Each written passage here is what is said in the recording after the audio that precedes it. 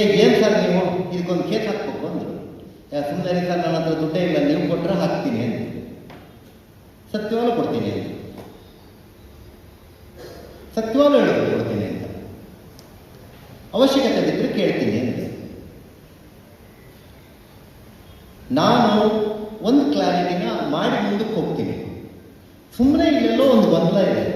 ರಾಮಸ್ವಾಮಿ ಹೇಳ್ತಾರೆ, ಸತೀಶ್ ಹೇಳ್ತಾರೆ, ಇವರೇ ನಾವು ಯಾರು ಅವ್ರನ್ನ ಅನುಮಾನಿಸಿಯೂ ಇಲ್ಲ ಮತ್ತು ಅನುಮಾನಿಸುವ ಪ್ರಸ್ತಾವನೆಯೂ ಇಲ್ಲ. ಯಾಕಂದರೆ ಅವರೇ ಕಂಪ್ಲೇಂಟ್ ಬರ್ಕೊಟ್ಟಿರೋದ್ರಿಂದ ಅವ್ರನ್ನ ಯಾಕೆ ನಾವು ಅನುಮಾನಿಸ್ತೀವಿ? ಈ ಕಾಂಗ್ರೆಸ್ನವ್ರು ಸುಮ್ಮನೆ ಅವ್ರನ್ನ ಟೆಂಪ್ಟ್ ಮಾಡೋದು ಏನೋ ಮಾಡ್ತಾ ಇರ್ಬೋದು. ನನ್ನ ಹತ್ರ ಸಮಯ ಆಗಿಲ್ಲ. ನಾನು ರಾಮಸ್ವಾಮಿಯನ್ನೂ ಮಾತಾಡ್ಸೋನೆ, ಹೋಗಿ ಸತೀಶನ್ನು ಮಾತಾಡ್ಸೋನೆ, ಅವ್ರನ್ನ ಫೋನಲ್ಲಿ ಮಾತಾಡ್ಸಲ್ಲ ಮತ್ತು ಅವ್ರನ್ನ ಹೋಗಿ ಖುದ್ದು ಮಾತಾಡಿಸ್ತೇನೆ. ಇನ್ನೊಂದು ಕಾರ್ಯಕರ್ತರಿಗಾಗಿ ಈ ವಿಷಯ ಬಂದಿರೋದಕ್ಕಾಗಿ ಹೇಳ್ತಾ ಇದ್ದೀನಿ, ಕಾರ್ಯಕರ್ತರಿಗಾಗಿ ವಿಷಯ ಬಂದಿದ್ದಕ್ಕಾಗಿ ಹೇಳ್ತಾ ಇದ್ದೀನಿ. ನನಗೆ ಕಿರಣ ಫೋನ್ ಮಾಡಿದ್ದರು. ನಾನು MLA ಆಗಿತ್ತು, ನನಗೆ ಪ್ರಮಾಣ ವಚನ ಸಿಕ್ಕಾಗಿತ್ತು, ನಾನು MLA ಹವಾದಲ್ಲೇ ಇದ್ದೆ.